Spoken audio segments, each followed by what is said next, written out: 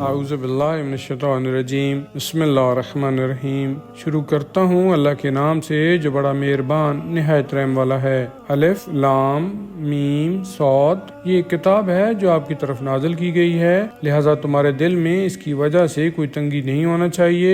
یہ کتاب اس لیے نازل کی گئی ہے تاکہ آپ اس کے ذریعہ سے لوگوں کو خدا کے عذاب سے ڈرائیں اور اہل ایمان کے لیے نصیحت اور یاد دہانی ہو۔ اے لوگو، جو کچھ تمہارے پروردگار کی طرف سے تمہاری طرف نازل کیا گیا ہے اس کی پیروی کرو اور اس پروردگار کو چھوڑ کر دوسرے سرپرستوں یعنی حوالی موالی کی پیروی نہ کرو۔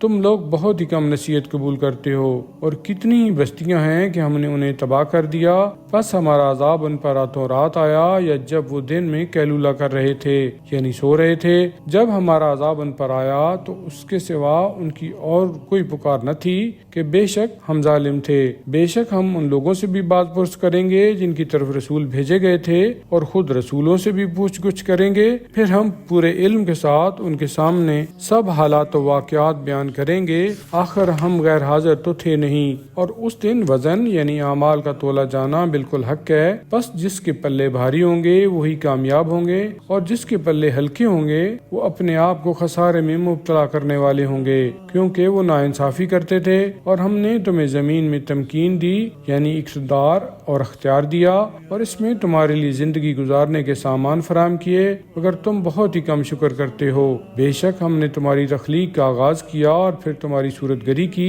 اس کے بعد فرشتوں سے کہا کہ آدم کے سامنے سجدہ ریز ہو جاؤ، چنانچہ سب نے سجدہ کیا سوائے ابلیس کے، وہ سجدہ کرنے والوں میں سے نہ تھا۔ خدا نے فرمایا، جب میں نے تجھے حکم دیا تھا تو تجھے کس چیز نے روکا کہ تو سجدہ نہ کرے؟ کہا، میں اس آدم علیہ السلام سے بہتر ہوں، کیونکہ تو نے مجھے آگ سے پیدا کیا ہے اور اسے مٹی سے پیدا کیا ہے۔ ارشاد ہوا، تو پھر تو یہاں سے نیچے اتر جا، کیونکہ تجھے یہ حق نہیں ہے کہ تو یہاں رہ کر تکبر و غرور کرے، بس یہاں سے نکل جا، یقیناً تو ذلیلوں میں سے ہے۔ کہا، مجھے اس دن تک مہلت دے جب سب لوگ دوبارہ اٹھائے جائیں گے۔ فرمایا، اچھا تو ان میں سے ہے جنہیں مہلت دی گئی ہے؟ کہا، چونکہ تو نے مجھے گمراہ کیا ہے تو اب میں تیرے سیدھے راستہ پر بیٹھوں گا، پھر میں ان کے آگے کی طرف سے اور ان کے پیچھے کی جانب سے اور ان کے دائیں طرف سے اور ان کی بائیں طرف سے آؤں گا، یعنی انہیں ورگلاؤں گا، اور تو ان میں سے اکثر کو شکر گزار نہیں پائے گا۔ فرمایا، ذلیل اور راندہ ہو کر یہاں سے نکل جا،